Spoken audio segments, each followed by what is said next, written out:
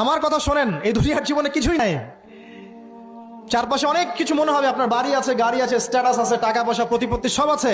আদতে আপনি একা, আদতে আপনাকে একাই কবরে যাওয়া লাগবে, একাই আল্লাহর সাথে হিসেব নিকাশ দিতে হবে। কেউ নাই সাথে, আমাদের সাথে কেউ নাই। কিন্তু আপনি মনে করছেন যে সেলিব্রিটিজম বড়, আমি পলিটিক্যাল নেতা হয়েছি, আমাকে সবাই চেনে, আমি ইকোনমিক সেক্টরে লিড দেই, রাষ্ট্রকে লিড দেই, আমি ধর্মতাত্ত্বিক ক্ষেত্রে লিড দেই, আমাকে দেখলে মানুষ বাহবা দেয়, ইত্যাদি ইত্যাদি।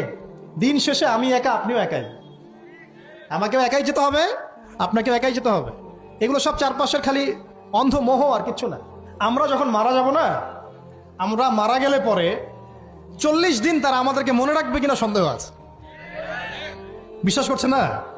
এই যে আমাদের অনেক আত্মীয় স্বজন মারা গেছে না, বছরে একটা বারো কি কবরস্থান কেউ গিয়েছে?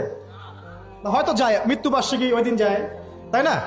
দেখেন, আমরা কিন্তু আস্তে আস্তে ভুলে গিয়েছি তাদেরকে, আমরা ব্যস্ত হয়ে গেছি। ঠিক একইভাবে তারাও আমাদেরকে ভুলে যাবে। এই জন্য আমি বারবার আপনাদেরকে মনে করে একটা কথা, আমার জীবন থেকে উপলব্ধি করি একটা কথা, যে একমাত্র আল্লাহ ছাড়া এই পৃথিবীতে এবং পরকালে আমাদের আপন বলে কেউ নাই। বাকি সবাই সবার স্বার্থের জন্য আছে। মানুষ মানুষের অবস্থানকেই মূল্যায়ন করে, মানুষ মানুষের অবস্থানকেই মূল্যায়ন করে। আল্লাহ রাব্বুল আলামিন আপনার ভিতরটাকে ভালোবাসেন।